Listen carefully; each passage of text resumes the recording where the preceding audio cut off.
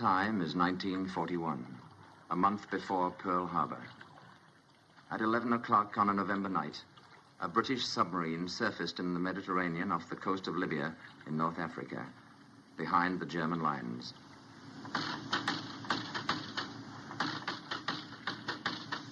You sure the light carries that far? It should. There they are. What'd you say? Says they're all set, sir. Tell them we're coming in. Come on.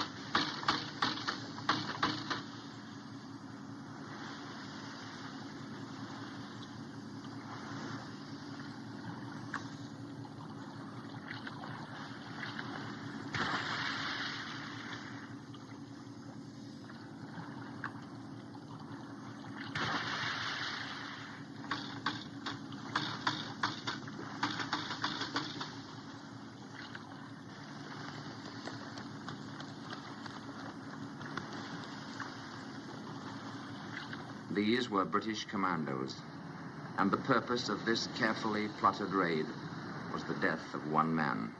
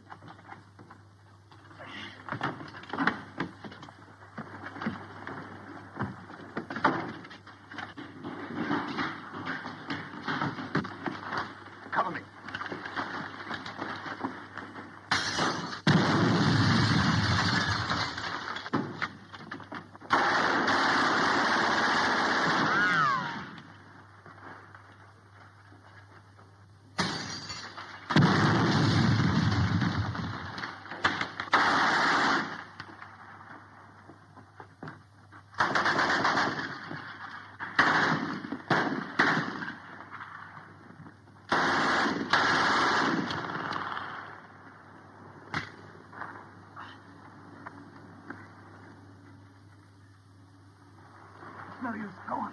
Get out of my arms. No use, I tell you. Get out of here.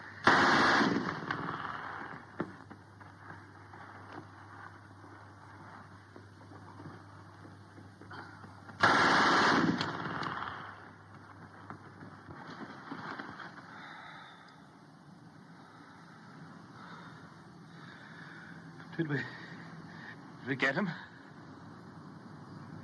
Are you serious, Englishman?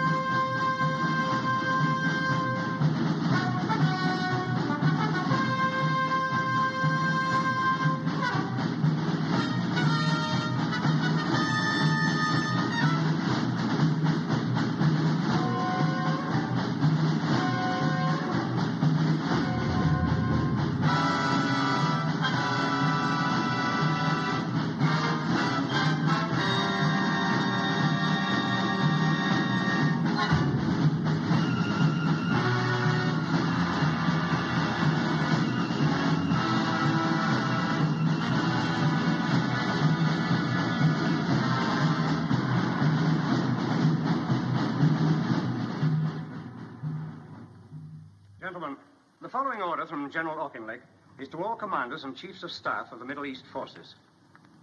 There exists a real danger that our friend Rommel is becoming a kind of magician or bogeyman to our troops, who are talking far too much about him. He is by no means a Superman, although he is undoubtedly very energetic and able. Even if he were a Superman, it would still be highly undesirable that our men should credit him with supernatural powers. I wish you to dispel by all possible means the idea that Rommel represents something more than an ordinary German general. Please ensure that this order is put into immediate effect and impress upon all commanders that from a psychological point of view, it is a matter of the highest importance. Signed, C.J. Auchinleck, General, Commander-in-Chief, MEF. This is the North African desert in June of 1942. And these are British soldiers taken prisoner the night before by units of the German Afrika Korps.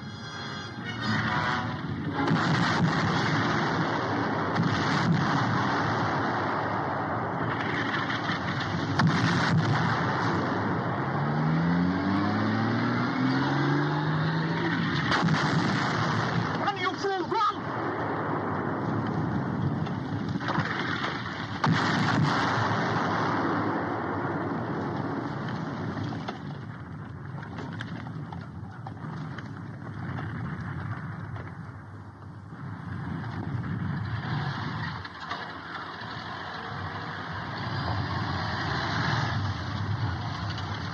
Come on, get out of there. Get over with the other prisoners.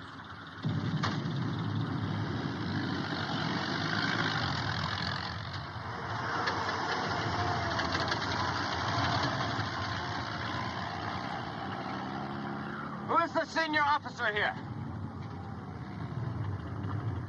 I am, I suppose. Come with me.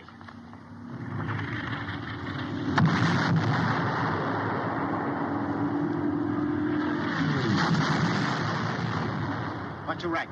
Lieutenant Colonel. All right, Colonel, I want you to go along with these two officers on the flag of truce and tell that battery to stop firing.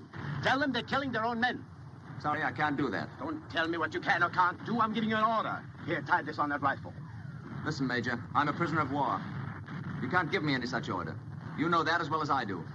I'm not going to argue the point with you. Either you do as I tell you, or we'll soon find a way to make you. Are you going or not? Major! Major!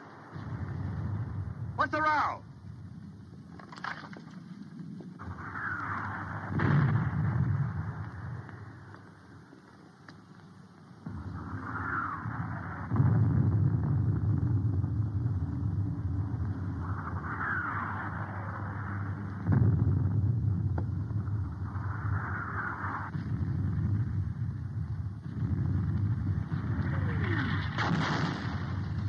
your marshal said, you're right. Field Marshal?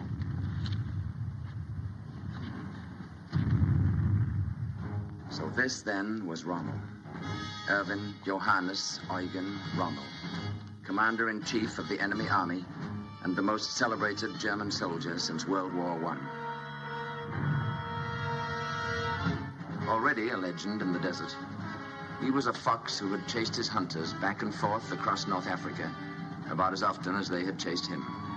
And his tricks and turns had made even the Tommies chuckle, which is scarcely the proper reflex to the enemy in time of war. In spite of which, he was still, of course, my enemy. The enemy not only of my country and the army in which I served, but of all life as I knew it. Not only of democracy as free men had fashioned it, but of civilization itself. My name is Desmond Young. At the time of my capture, I was a lieutenant colonel in the Indian Army. This was my first and only sight of the cool, hard, professional soldier whose scrupulous regard for the rules of warfare had been exercised, in this instance, so fortunately for myself. 2 years and 4 months later, while the British and Americans were still fighting their way across Europe, Erwin Rommel was dead. He was dead, the Nazis reported, of wounds gallantly received on the field of honor. But the Nazis were great liars, of course, and many people wondered. For already there were mysterious rumors floating across the battle lines. So, when the war was over and my military life behind me, I gave myself a mission. I set out to discover what actually had happened to him. What was the truth about his death? And on what field of honor had he died? In a modest home in the tiny village of Hurlingen bei Ulm, in Württemberg, Germany, I talked long and often with Rommel's son and widow, and examined his letters, reports, and other papers. In Germany, I talked to soldiers who had served with him, over him, and under him. In England, with men who had fought against him, from field marshals to desert rats. And in both countries, of course, I went to the official records. Based on these facts, what now follows is the true story of Erwin Rommel. The beginning of the end for this single-minded soldier came at 9:30 on the evening of October the 23rd, 1942, when at El Alamein, 6 miles of British guns...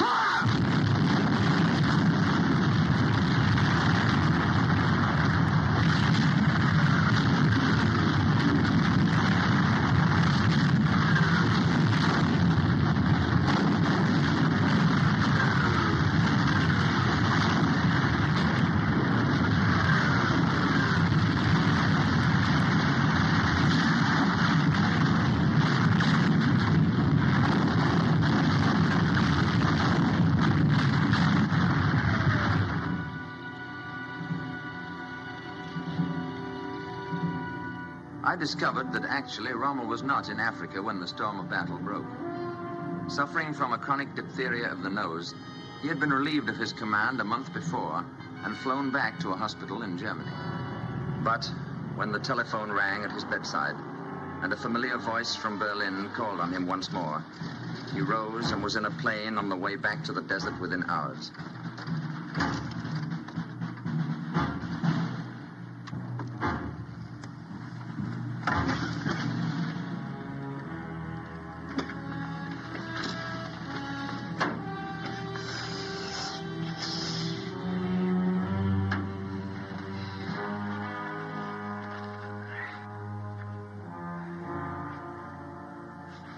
Thank you, Wagner. Still a dandy, I see.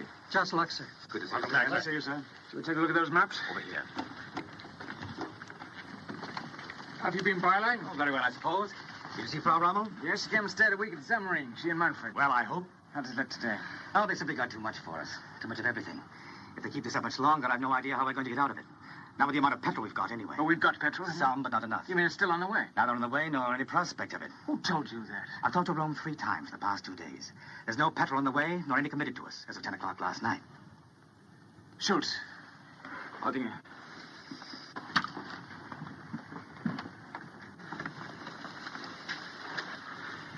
What about the tanks? Did they come? None. None since I left? No, none since August. What about the guns, the naval rifles? Nothing, I tell you. And no petrol at all? Not a pint.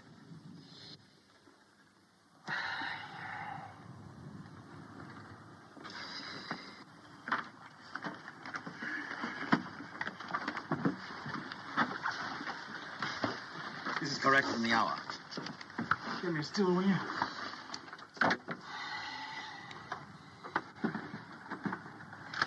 Here's where it's worst. The 15th's in a bad way, barely hanging together. They drove everything. What's in there. this? The Trent Division. They came in here. Yes, I see now. How far's this armor? No further. They're doing pretty well. Where are my maps?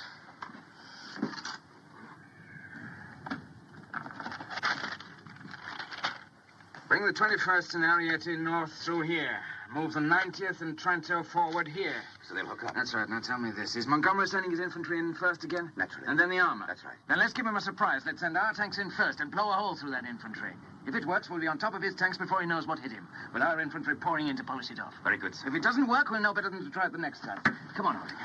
You're not going up now, are you?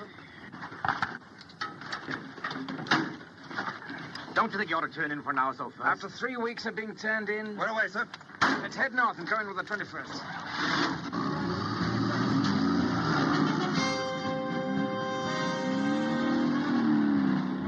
But there was now another fox in the desert, an even craftier one, perhaps.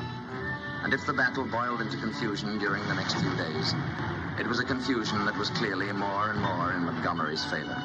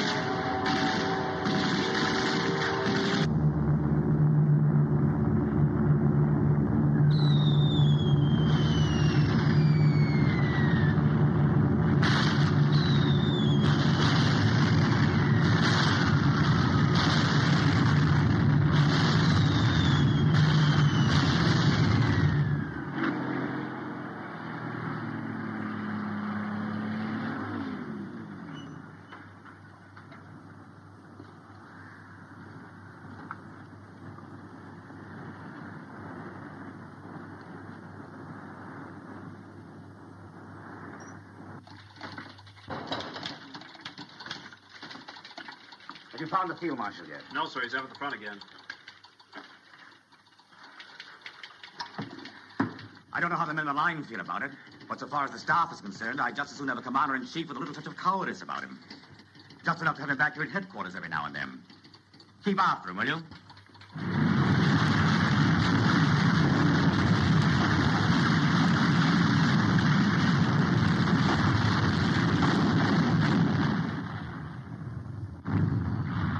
By the 10th day of the battle, not even Rommel could have any doubt as to its outcome. There's a limit to this sort of thing. You can't just go on indefinitely until the last man's dead. It's all very gallant and all that, but it's also pretty idiotic. Fontoma wants to pull back to Daba. What about Miller? No answers yet, sir. Where are you from, son? Goslar, sir. Really? I was stationed in Goslar once with a mountain battalion. We did a lot of skiing there. Do you know that, Ron? Very well, sir. Are you any good? Well, sir, 2 years ago... Are you sure Rommel understood I had to have immediate answer? Yes, sir. I had him repeated back to me. Are you keeping after Miller? Yes, sir. Should you try Berlin? I'll call if he can. Nothing yet, though. No, but he knows the situation. I sent him the whole story last night. If there's anything he can do, he will. No matter what you say to Berlin, we're only a sideshow, and you know it.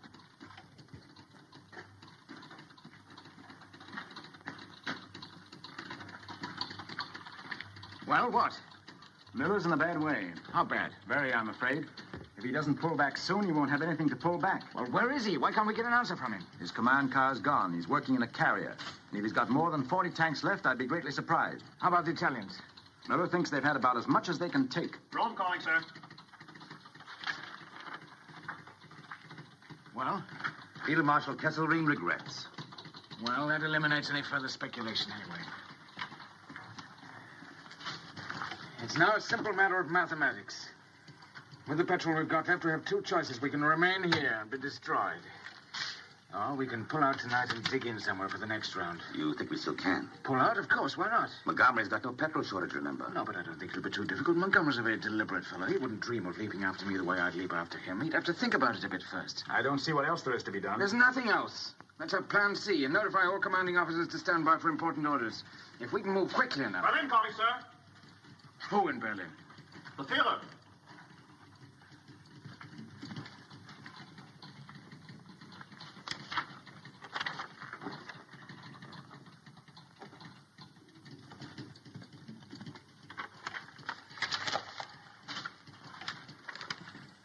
Signed Adolf Hitler. The situation requires that the El Alamein position be held to the last man. There is to be no retreat, not so much as 1 millimeter. It must be victory or death. I can't believe it. You still got Berlin? Yes, sir. Ask him to repeat that message. Yes, sir. I know, but it's not him, I tell you. It's those hoodlums again, those thieves and crooks and murderers, those toy soldiers, those dummy generals with their books and charts and maps and pointers. How can he listen to such nonentities? How can he even stand the smell of such filth? Why doesn't he slaughter the lot of them and use his own intelligence? Have you repeat, sir? Well, go ahead, read it. The situation requires that the El Alamein position be held to the last man. There is to be no retreat, not so much as 1 millimeter. It must be victory or death, signed Adolf Hitler.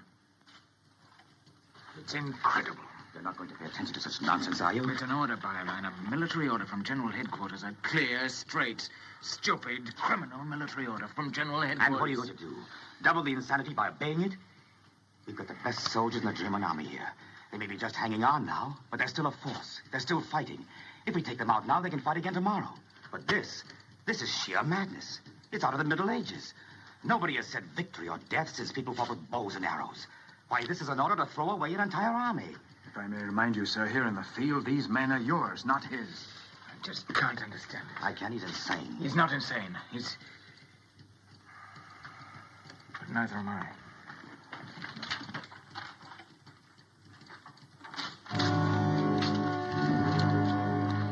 Pull him out, Byline.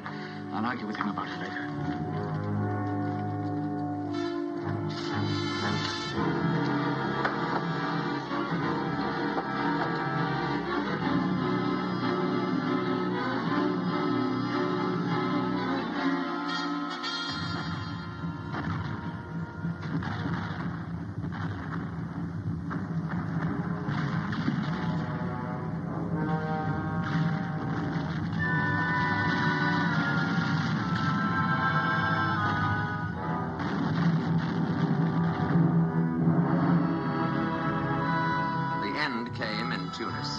When the Axis forces were caught between the British, the Free French, and the Americans under Eisenhower, and surrendered unconditionally. But the Afrika Korps went into captivity without its leader. For, a month before the end, Rommel had again fallen ill and been invalided back to the hospital in Germany.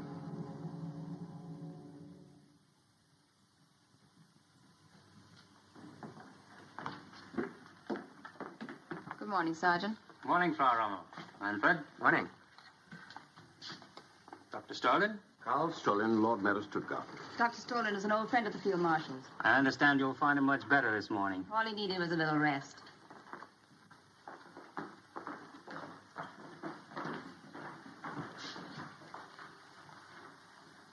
Frau Rommel. Manfred Rommel. And Dr. Karl Stalin.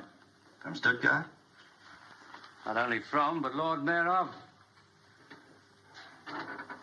And don't tell me he's on the list. Dr. Karl Stalin, Lord Mayor of Stuttgart. She says an old friend of the Field Marshal. Nevertheless, there he is. To be kept under the closest observation whenever discovered beyond the precincts of Stuttgart. Not that it could really be described as an argument. It's impossible to have an argument with him in the sense that you and I could have an argument. He raves, he screams, he goes into such hysterics that it's like trying to make sense with a panic-stricken woman. He called him a coward. Did he really use that word to you? Not once, but several times. In Russia, he said, officers like me had been put against the wall and shot. Nor must I think it couldn't happen to me, too. And that was his thanks. That was his gratitude for all that Erwin has done for him. On the other hand, you mustn't hold people too accountable for everything they say when they're emotionally upset. The war's not going well, and he's naturally worried. But I'm afraid it'll be a long time before I forget what he did to the Africa Corps. What was that? When the end was near, and I asked him to get them out, he said he had no further interest or concern in the Africa Corps. And that was their thanks. Rommel, I should like to ask you a question. Of course, you don't care to answer it, I quite understand, but with your permission, I should like to ask it nevertheless. What is it? Do you really believe that we can win?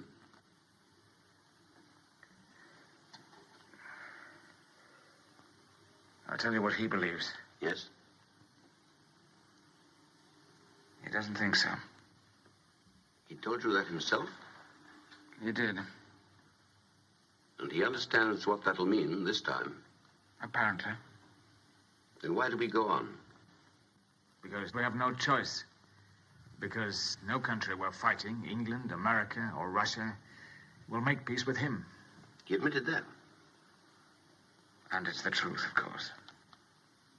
In other words, while he remains as leader of Germany, we must fight on until we're destroyed. Victory or death, as ever. So I take it that he didn't mention the obvious solution to the situation. What do you mean? Abdication. Now, my dear Strolin. I'm afraid we must go, dear. Must you already? Well, I have a train to catch. We'll come back after supper. Let's have coffee together. Goodbye, Strolin. It was good to see you again after all these years. We won't let it be so long next time. Do you think they really would, Father? Would what, son? Shoot you? No, of course not. That's just his wild way of talking. You mustn't pay any attention to that. But shoot his greatest general. You shouldn't have said that in front of him. Come along and stop talking nonsense. Until this evening, dear? Come early, will you? He's a good-looking boy, isn't he? A very nice boy, too. But were you entirely truthful with him? About what? When you told him that he would never put you up against a wall? But of course. Has the possibility ever occurred to you that he might turn on you? But why should he? He's turned on others. He'll never turn on me. What about some of those fellows around him that don't like you? Himmler, Bormann, and that crowd. Don't they ever influence him? Very often, indeed. You don't think it's possible they might influence him against you someday? It's possible, yes, but I don't see that it's very likely. But in the remote possibility that they did, have you ever considered what might become of Lucy and Manfred? I've never thought about it. But what on earth are you getting at, anyway? I think you should. That's all. You haven't changed a bit, Doctor.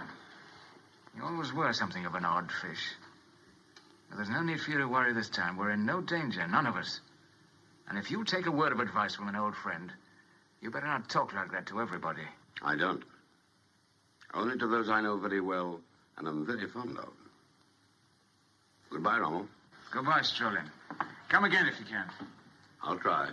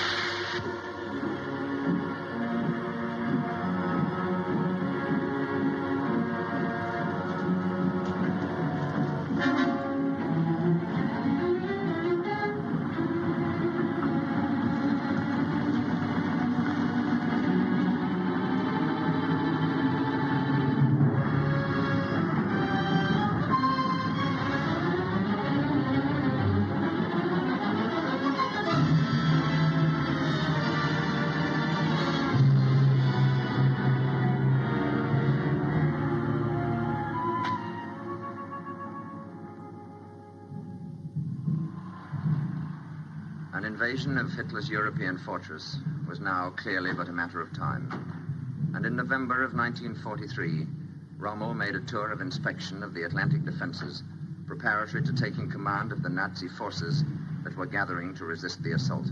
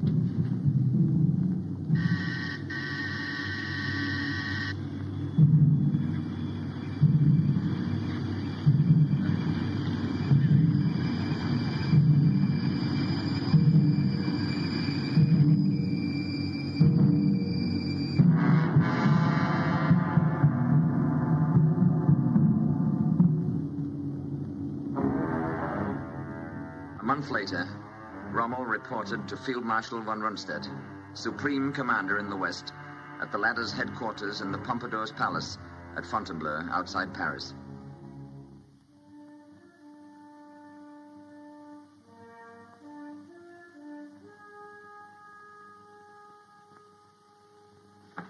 Field Marshal von Rundstedt, gentlemen.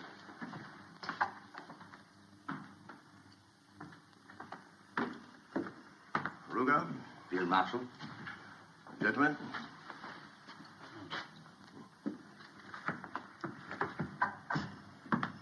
Good to see you, Rommel. Field Marshal. Well, now that you have had an opportunity to examine it closely, what do you think of our Atlantic Wall? I'm afraid I haven't quite completed my report yet, but... Then we'll discuss it later, whenever you're ready. I don't imagine the mighty Eisenhower will be on us for another day or so anyway. Wasn't too much a tax on your strength, I hope? Not in the least. I'm entirely recovered now, thank you. I'm delighted. You're being well taken care of, gentlemen? Yes, indeed, sir. Bow, will you be so good as to divert our friends while Field Marshal Rommel and I have a few moments of private meditation? Yes, sir.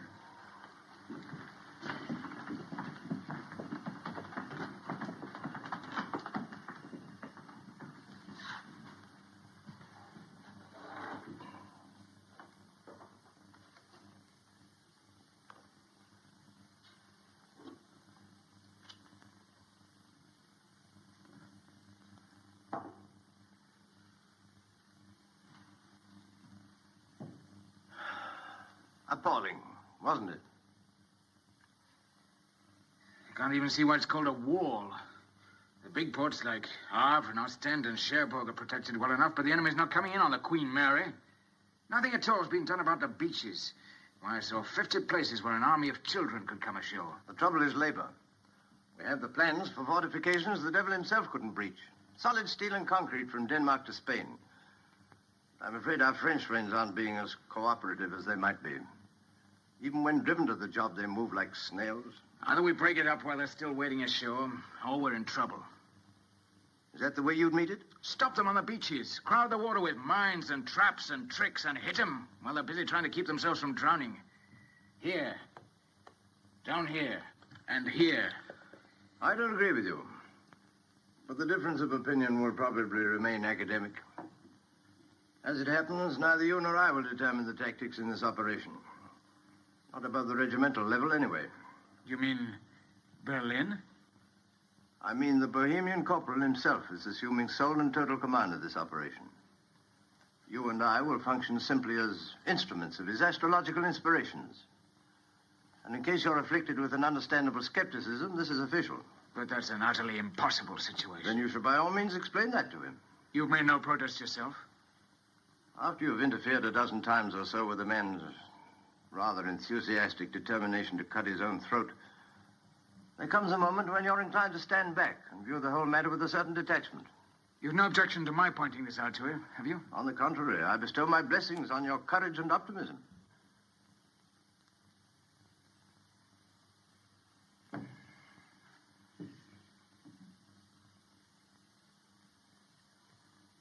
I'm told you once referred to me as a clown. The clown of Hitler's circus. Oh, did I? If so, I think you should know I've been a great deal more explicit about you, many times. That's quite all right for you, Marshal. I find it almost impossible to keep my mind on anything harsh said about me. Did you say it? Whoever said it, you've given him ample reason to regret such a foolish remark. Thank you, Field Marshal. Not at all. Is there anything else? I don't believe so at the moment. One suggestion, perhaps, in view of our cordiality. If I were you, I wouldn't be altogether unguarded about what I had to say about this new strategic arrangement. I think you should know that from now on, you'll be under more or less constant observation here. From Berlin? Friends of the management, I believe. Have you any information as to why I should be singled out for such attention? Oh, but you're not. We all are. Apparently you didn't have it in Africa. But here on the continent, it's an honor that goes with staff rank. You too? My dear fellow, I'm the commander-in-chief.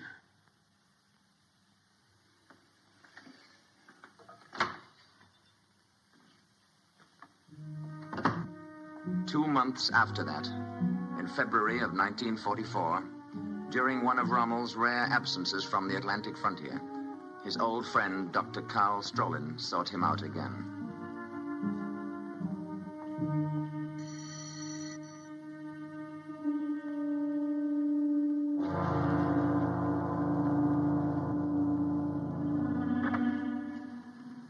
Good afternoon, sir. Good afternoon. Dr. Strolin to see the Field Marshal and Frau Rommel.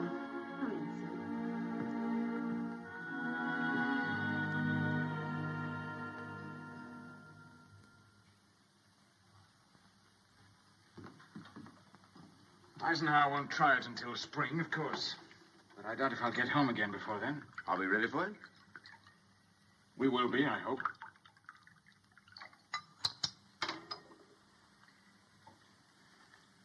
To your very good health, Doctor. To yours, my dear Rommel. How do you know this room isn't wired? Wired? Why should it be wired? Does our friend Himmler have to have a reason for wiring a room? No, I don't suppose he does.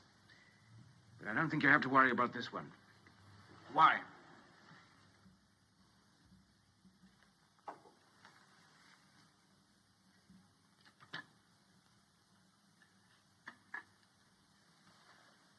Because I want to talk to you without being overheard. About what? About the Hitler situation. If this is politics, Strolin, I don't want to hear it. Had you rather see Germany destroyed? It's not a matter I want to discuss, I tell you. And I'm surprised at you. That's a communist position. Oh? Is it? Defeat against him, all that sort of thing. Unite us. Would you call General Beck a communist? Of course not. Or Karl Gödler, the Lord Mayor of Leipzig? I've never heard that he was. What about Falkenhausen? No, but... What about Heinrich von Stupnagel? No. Von Neurath and von Hassel? Are they communists? Are you trying to tell me seriously that men like that are questioning his leadership? Not just questioning it. They intend to end it. You mean you've talked to those fellows yourself? To them and to many others, and not only soldiers either. Churchmen, labor leaders, lawyers, doctors. Members of the government, even. Not too many of them, but sound men. Every one of them. How long has this been going on? Since 38. And what exactly are you after? One, we want to get rid of Hitler and his gang. If we are to be defeated, then we prefer to be defeated as human beings, not as barbarians. Two, whether we win or lose, we want to live again like decent people, without fear. Look, Strolin, I don't want to get mixed up in this thing. What they do in Berlin is their business, not mine. I'm a soldier, not a politician. You still think you're perfectly safe? Who knows who's safe and who's not in a situation like this? As a sane man, you'd know. That's a lot of rubbish. And you know it. Well, I hope you're right. And perhaps you are. After all, you are his favorite, and I can think of no one who's ever questioned the deep and enduring gratitude that he's always shown to those who've served him well. No one's in any danger here who does his job properly. Oh, then, of course, you have nothing to fear. And if something did happen unpredictably, you'd still have the comfort of knowing that the lives of Lucy and Manfred would be safe and snug in the soft, gentle, tender hands of that brave little band of patriots he's gathered round him. I'm afraid that kind of talk doesn't amuse me. I'm not trying to amuse you. I'm merely reflecting on your extraordinary good fortune. I wish you'd think about that, too, sometime. Not the blood on his mouth, but what a godsend he is to you personally. Not only in your home, but in the field as a soldier. How many other generals can boast the favor and support of a leader so gifted in the arts of war? That's enough, Strolin. But surely you haven't forgotten how brilliantly he refused to be seduced into an invasion of undefended England right after Dunkirk? Or how brave he was at Stalingrad when von Paulus wanted to withdraw from the trap? What other man on earth would have had the courage to send that brief, simple, thrilling command? Don't retreat so much as a millimeter, victory or death. Would Napoleon himself have dared? That's enough, I tell you. Afraid even to think about it. Stop talking to me as if I were a child and you were schoolmaster. Don't you think I know what you mean? But what of it? Who asked me for my opinion? And suppose I told them what I thought, that what they're doing beyond every other consideration is stupid to the point of imbecility. Who do you think would listen to me? Have you ever tried? Of course. I've been told to mind my own business. And who's to say they're not right? Surely you are naive enough to think that a soldier must approve of every detail of his government before he can fight for it. What army could exist like that, with every man in it free to decide what he will or won't do? The truth is that a soldier has but one function in life, one lone excuse for existence, and that is to carry out the order of his superiors.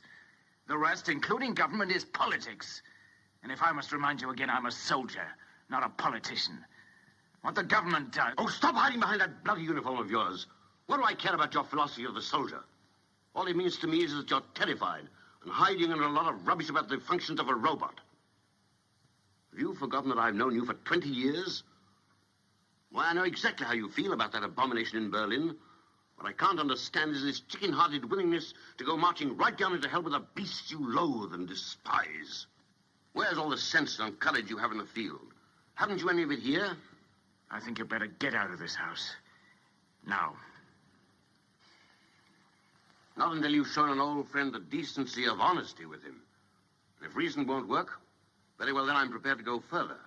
I've no intention of stirring from this room until the truth has passed between us. Or had you rather I call the guard and charge you? That you will never do. And may I ask why you know so well what I will or won't do? Because Lucy told me that you wouldn't. You've already talked to Lucy about this? Of course. And she sent you to me? Not at all. She merely told me how you really feel about our sainted leader and his glorious reign over Germany.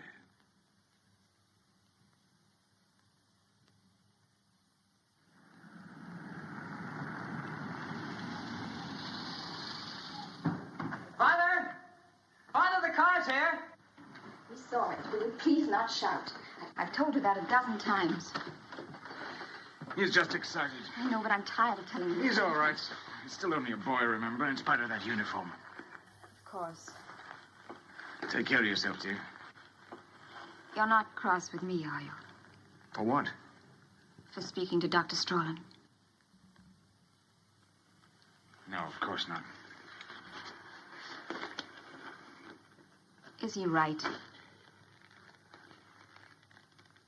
I don't know. I can't make up my mind. But that's a dreadful thing he proposes. A great, tremendous, dreadful thing.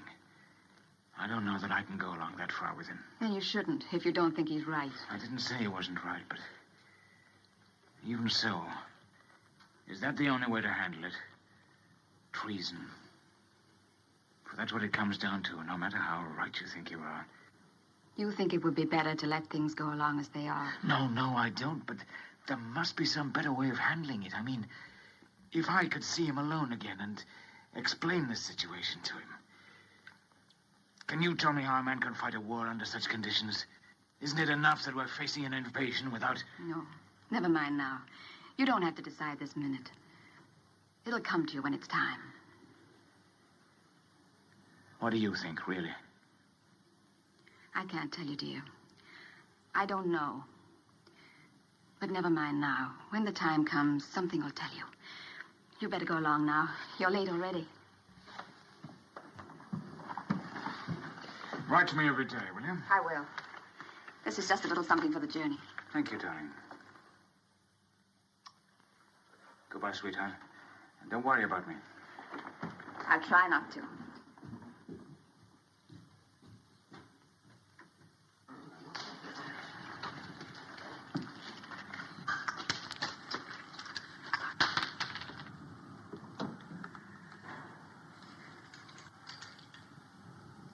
That's all, please.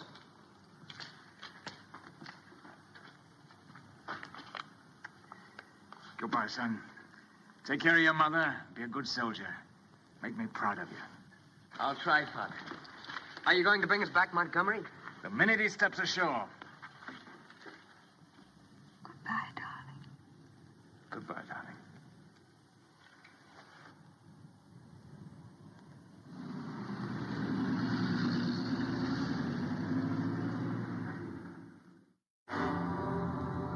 And then, finally, after 4 long years of preparation, it came. D-Day. And the greatest armada and the vastest movement of men and arms in the history of the world rose from England and set out for the assault on the beaches of Normandy and the German fortress of Europe.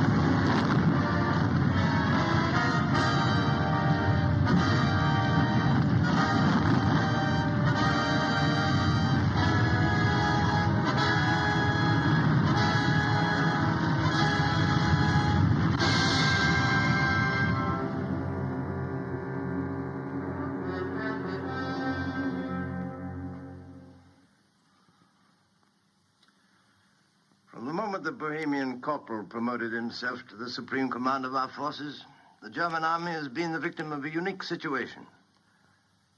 Not only too many of the enemy, but one too many Germans. You don't think he's ready to give us the 15th Army yet? I don't see how he can, under the circumstances. His astrologers have informed him that this is only a feint, that the real invasion is yet to come, north of Calais. The 15th Army is sitting on those cold beaches up there, waiting for an invasion that has already taken place, is an excellent example of war by horoscope. We've got to have those troops. If we're not allowed to maneuver, we've got to be able to support these positions. We've got to see him again about it. I tell you this in confidence, Rommel. I don't think anything we can do would be of the slightest use. The pattern for defeat has already been set.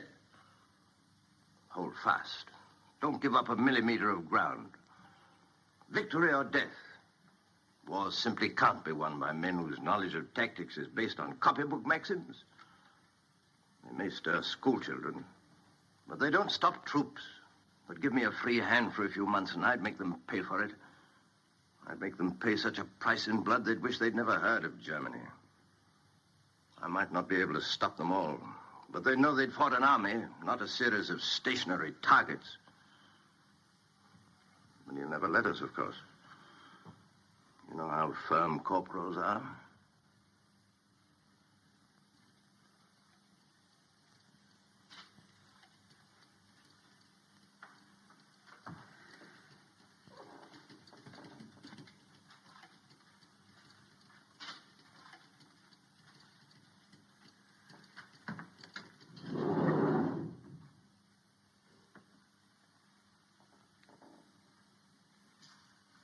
Do you happen to know Karl Strolin? Strolin? The Lord Mayor of Stuttgart. I remember that name from somewhere. Or Dr. Goerdeler of Leipzig. You too? Every day that passes, every minute of the day, convinces me more and more that theirs is the only possible solution. Your words, you must understand, mystify me. They propose to arrest him, take over the government, and move immediately to make peace with Eisenhower. I shall, of course, deny that this conversation ever took place. But that's a particularly childish idea. Eisenhower's not going to make a separate peace. And why should he, with things going so well as they are? That part of your plan is doomed, obviously, from the start. But you don't disagree with the basic proposal? I'm sorry, but I don't believe I heard the question. In any case, if they came to you for counsel or advice, would you receive them? Oh, no. No, I'm afraid not, Rommel. It's too late. Much too late. Even if they moved immediately? You misunderstand. Not too late for that. Too late for me. I'm 70 now. Too old to revolt. Too old to challenge authority. However evil.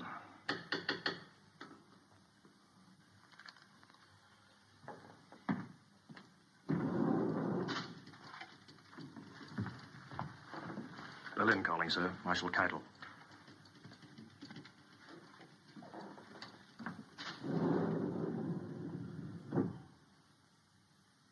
Keitel?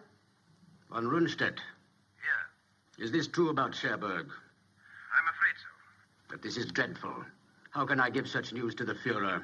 You've reported misfortune to him before. Why should this one present such a problem to you? But that's just it. We've had nothing but bad news for weeks. Isn't there any good news I can give him at the same time?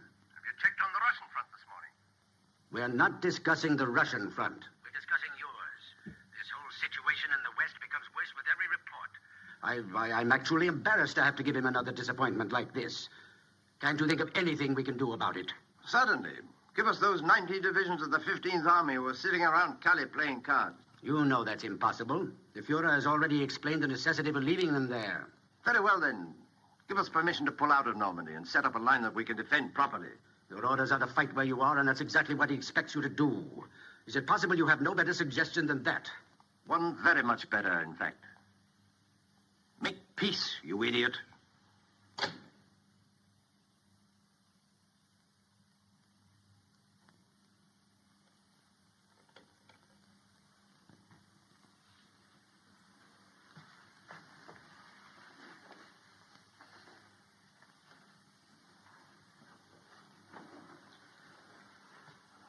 Goodbye again, Rommel. He'll never report that. This very instant, he's knocking at the corporal's door, whimpering with happiness. You must never forget this, my dear fellow. Victory has 100 fathers. Defeat is an orphan. Within 24 hours, you'll be named my successor. and I extend to you my deepest sympathy. That's nonsense. He'll never let you go.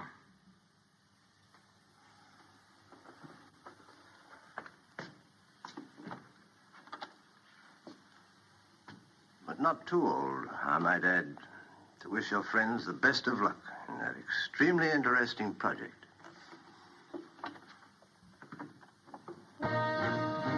Meanwhile, with their beachheads irretrievably secured, Allied tanks and men had fanned out across France and begun their race for the Rhine.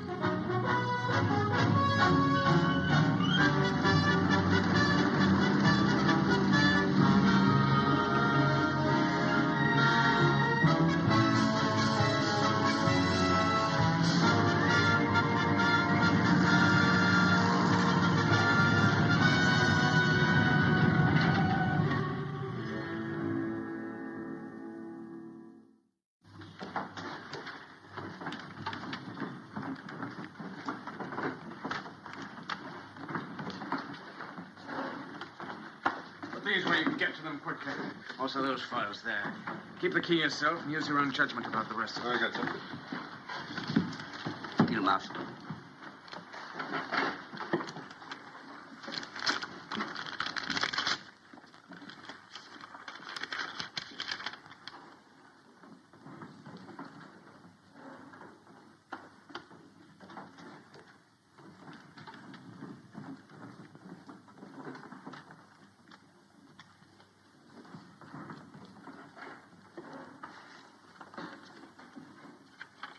Where is he?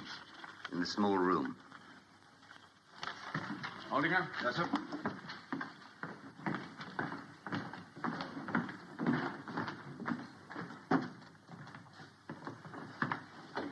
Colonel, I'll try to be as brief as possible, Field Marshal. Perhaps you better keep an eye on the corridor. Yes, sir.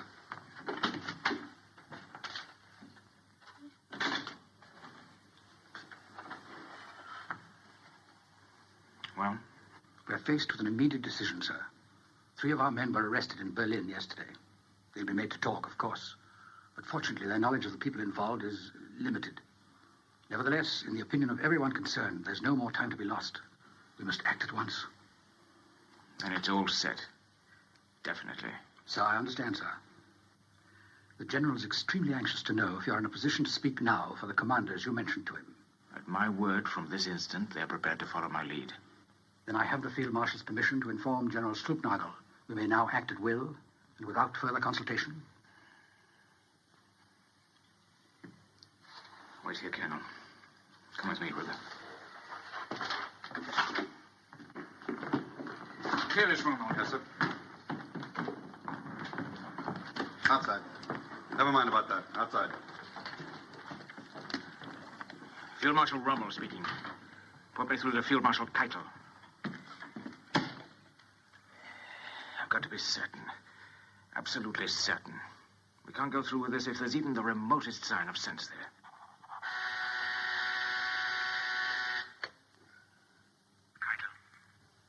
Rommel? Now listen very carefully, Keitel. I've got to see the Führer at once, somewhere in France. I can't explain on the telephone, but you must make him understand that it's a matter of the greatest urgency. I suggest tomorrow morning. On June 17th, they met in Hitler's underground stronghold at Magival, near Soissons. This is an extremely difficult duty, my Führer. But circumstances leave me with no choice. We reached a crisis on this front that calls for a decision on the very highest level. But you've said that. You've said that before. And every time I talk to you, we're facing another crisis. When the enemy has overwhelming superiority on land, at sea, and in the air, and continues to grow stronger with every hour, while we grow weaker at the same rate, that to me is a crisis by any standards that I understand. A crisis that should be examined promptly and realistically. That's you. That's you, like always. When everything's going well, you're willing enough. But at the first sign of a difficulty, you become a defeatist, complete defeatist. Are you perhaps interested why you didn't succeed von Rundstedt? This is why! It maybe have been better if I had replaced you altogether. Have you perhaps a little confidence in me? More, it would seem, that the Führer has in me. May I continue? And what my V bombs are doing to London, has no one told you? No one? Yes, sir. But why not to the beachheads?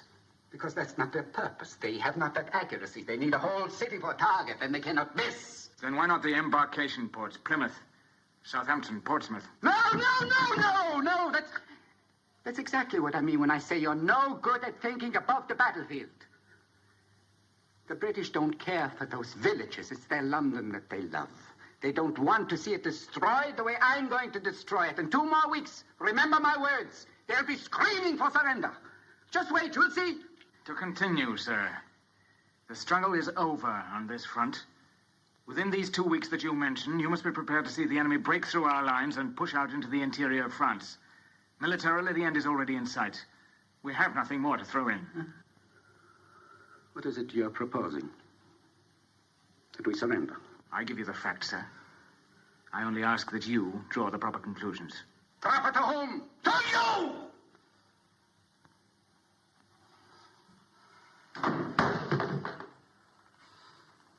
I suggest to you, Rommel, that you confine your genius to fighting and leave the conduct of the war to those who are responsible for it. My apologies, sir. Now, if the Fuhrer will honor me with his advice. That V-weapon, for your information, happens to be only the first in a whole series of weapons that will completely revolutionize all warfare.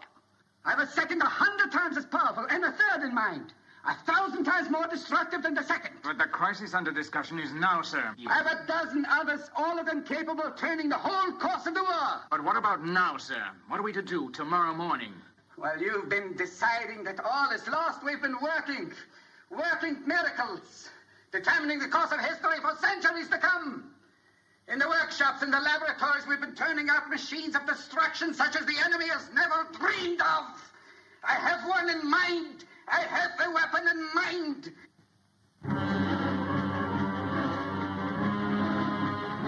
Now definitely committed to the plot to assassinate his Fuhrer, Rommel was still trying to whip fight into his crumbling front, when on June the 17th, on a country road near a village with the ominous name of Montgomery, aircraft.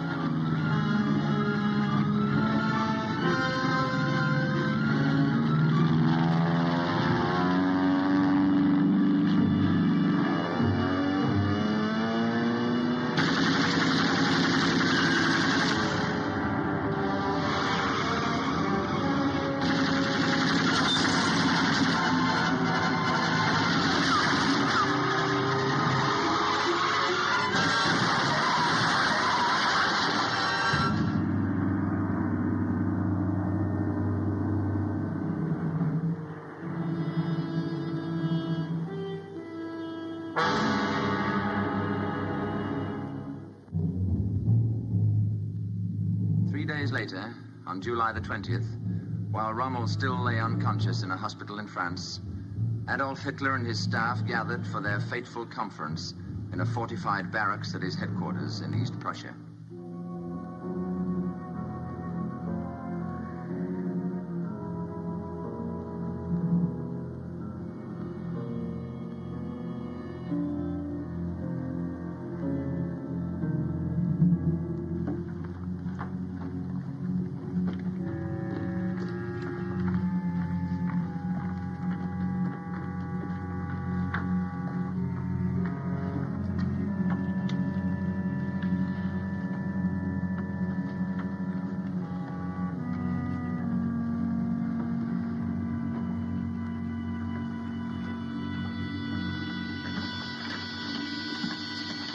The Fuhrer, gentlemen.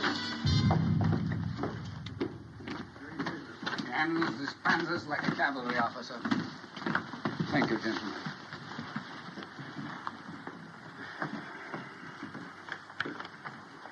My Fuhrer. Yes? Stauffenberg, sir. Yes. Stauffenberg, of course, from General Fromm. Yes, sir. Good to see you again. Thank you, my Fuhrer.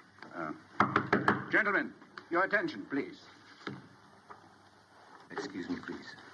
I have a report from General Fromm.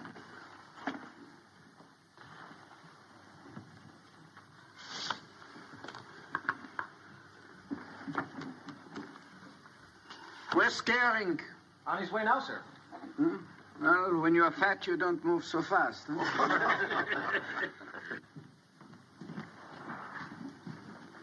Colonel Compton, Captain Stauffenberg? Yes. Telephone, sir. Thank you.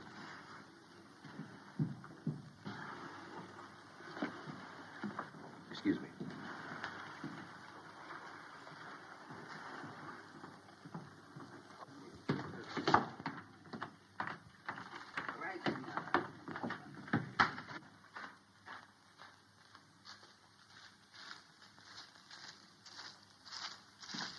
All right. Suppose we start with the Russian front.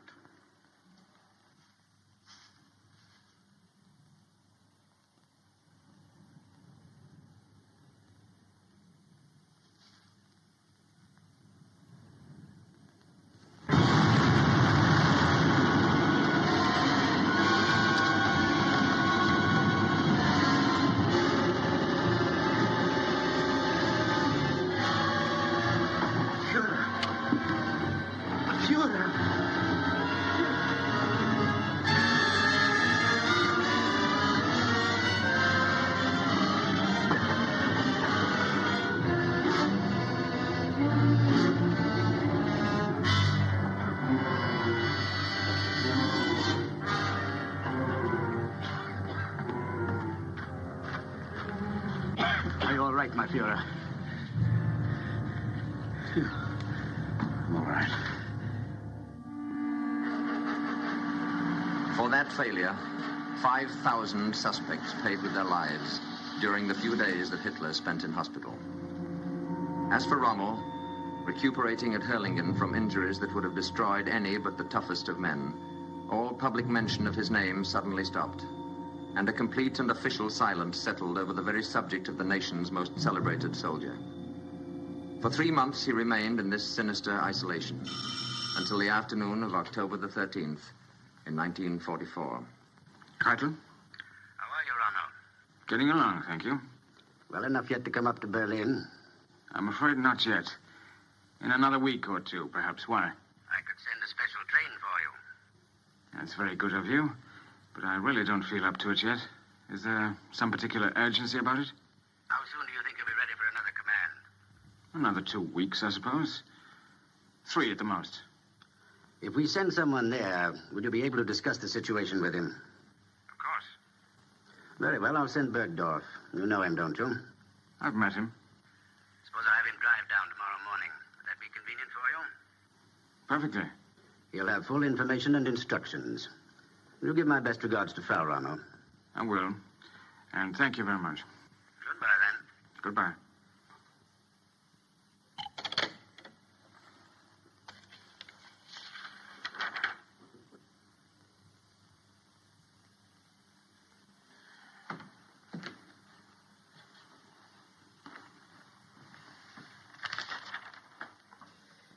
Keitel. He's talking about another command again. When? When I feel like it, I suppose.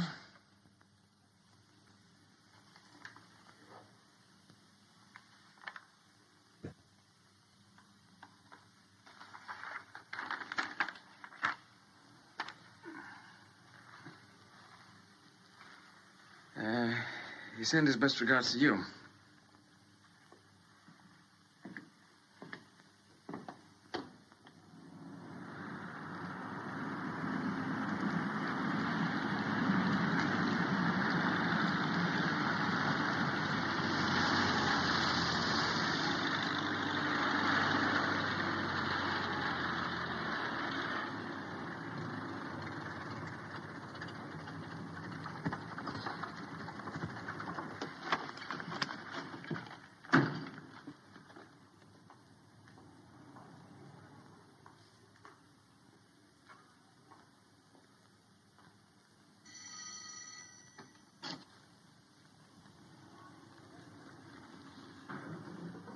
We're here to see Field Marshal Rommel. I'll tell him, sir. Would you tell him that... Come in, Bergdorf.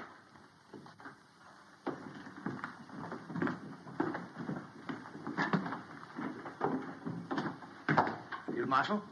It's good to see you again. And you, General. I don't believe you've met my wife, have you? I haven't had the pleasure, sir. My dear, will you allow me to present General Bergdorf and General... Meisel, sir. General Meisel. This is my son Manfred and Captain Aldinger.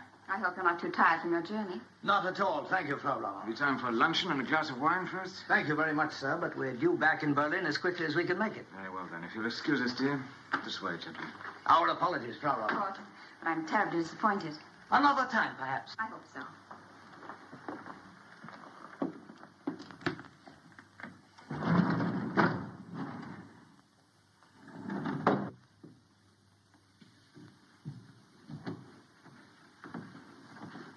I hope it's the Russian front, don't you?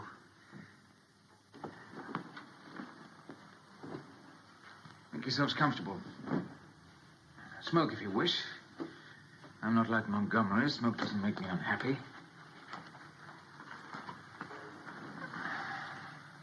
At your service, gentlemen. We come directly from the Fuhrer, Field Marshal. Yes? And what we have to say to you comes directly from his lips. Yes?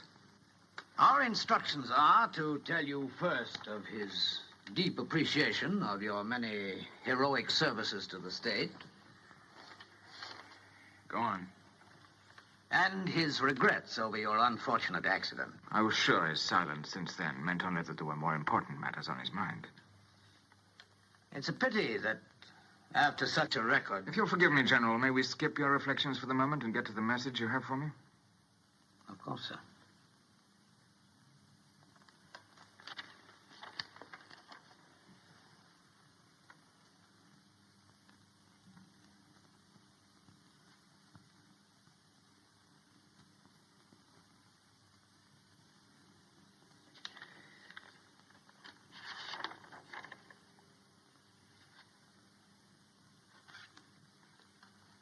You'll observe that the charges are supported by an overwhelming body of testimony.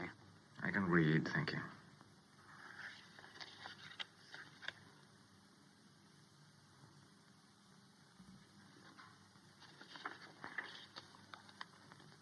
You've been uncommonly fortunate, I see, in deathbed confessions. It's all perfectly legal, I assure you, sir.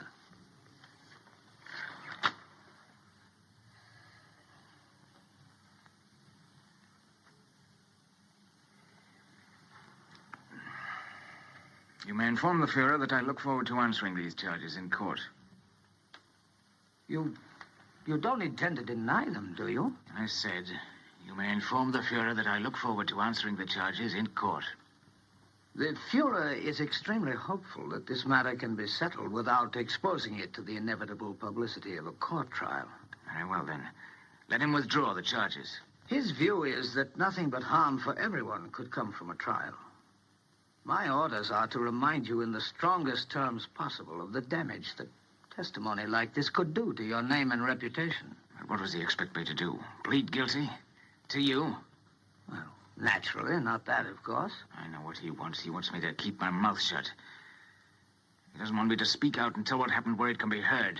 Well, you may tell him for me that that's very thoughtful of him, but that I'm quite capable of taking care of my own name and reputation in my own way, which will be in a proper court of law. But to what end, sir? The verdict is already indicated. He told you to tell me that, too? The evidence is there. What defense is possible? Then, what does he suggest? I think that before we go any further, the field marshal should be warned that this house is entirely surrounded. My order, sir. I'm sure you understand. And both of us are armed. What does he want done? His belief is that it would be to the best interests of all concerned if you should see fit to relieve the situation yourself, quietly and without delay. Go on. The advantages of a solution like that over an ugly exchange of recriminations in an open court are, in his opinion, several and obvious. Most important to him, of course, would be the preservation of your name and fame. And he would see to it himself that not the slightest suspicion would be attached to the way of your going. As far as the rest of the nation would know, you succumbed finally to your war wounds. That would be the official announcement. And the state would then honor your memory, and your family as well, with a generosity that would be historic. That was his word, historic. Your name would live on in the glory it once deserved, while your wife and son would never want for either safety or comfort as long as they live. I have a choice. In a sense, yes. A choice to die now or later. It amounts to that, I'm afraid.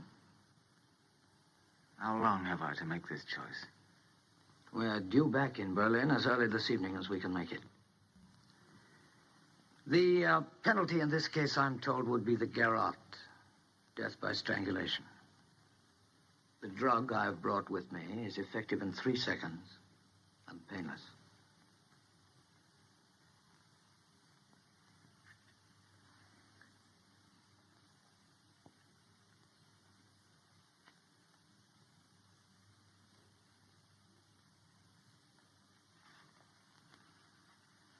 Tell him for me that in spite of the disadvantages you've been kind enough to point out, I'll take the trial. It may be, as you say, a futile defense, but I think it should be heard nevertheless. There might be some value in it for those who hear it. It might even move some to stop and think for a moment or two, as finally I did. Though unfortunately, too late. In any case, it's my life, and that's my choice. I confess my disappointment with your choice, sir. My heart, of course, bleeds for you. The unfortunate part of it is that if you insist on a trial, I have no authority to offer any guarantees for the safety and comfort of your son and widow.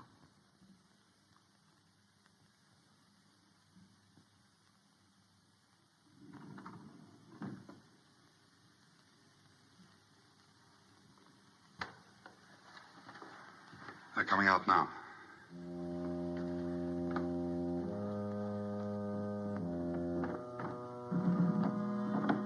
All over, sir? I believe so. We wait outside, sir. I won't be long. Well, we hardly expected such a...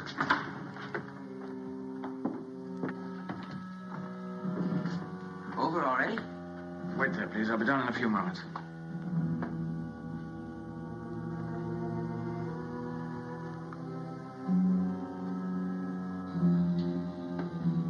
What is it, Erwin? I want you to be strong, darling. I want you to be very strong and very brave. Do you understand? I've got to go away now, and I won't be back. Do you want me to tell you any more? There's no way out. No. But it won't be too terrible. They're giving me a drug. It's painless and effective immediately. We're leaving now, and I'll do it as quickly as possible. We've got guns. Can't we make a break for it? No, there's nothing that can be done. They've thought of everything.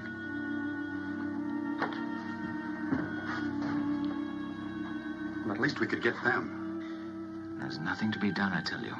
I've got to do exactly as they say. Yes.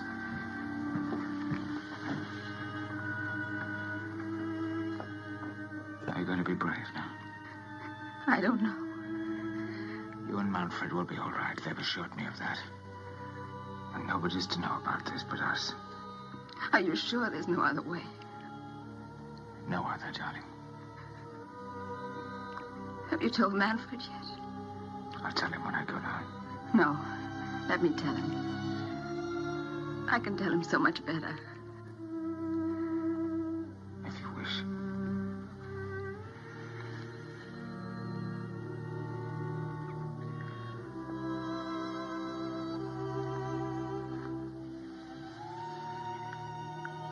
I'll get my coat now. It's cold, and I don't want to shiver.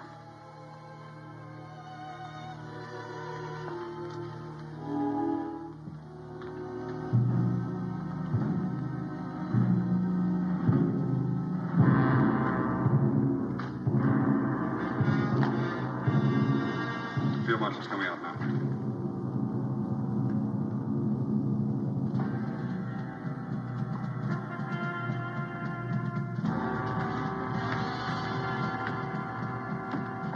You going now?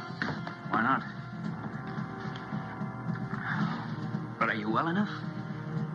course. I've just been taking it easy on you with your mother. Is it Russia?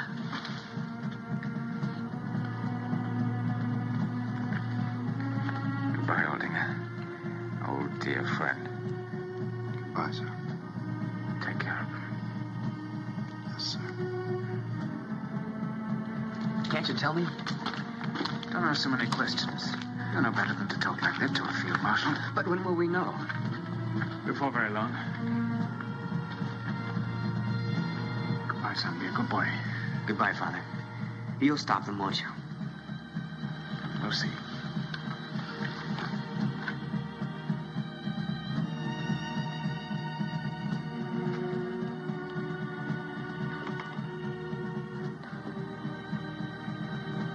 Goodbye, dear.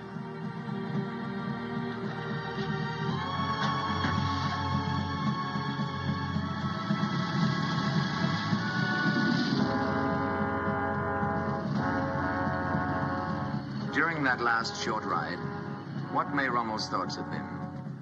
Were they bitter that he had learned too slowly and struck too late? Or did they go back to the desert, where his military genius had first electrified the world? First at Mikhaili, then Tobruk,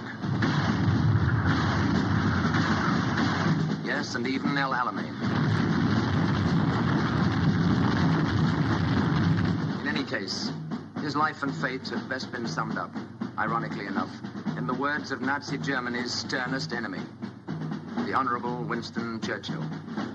His ardor and daring inflicted grievous disasters upon us, but he deserves the salute to which I made him in the House of Commons in January 1942. He also deserves our respect because, although a loyal German soldier, he came to hate Hitler and all his works, and took part in the conspiracy to rescue Germany by displacing the maniac and tyrant. For this, he paid the forfeit of his life. In the somber wars of modern democracy, there is little place for chivalry.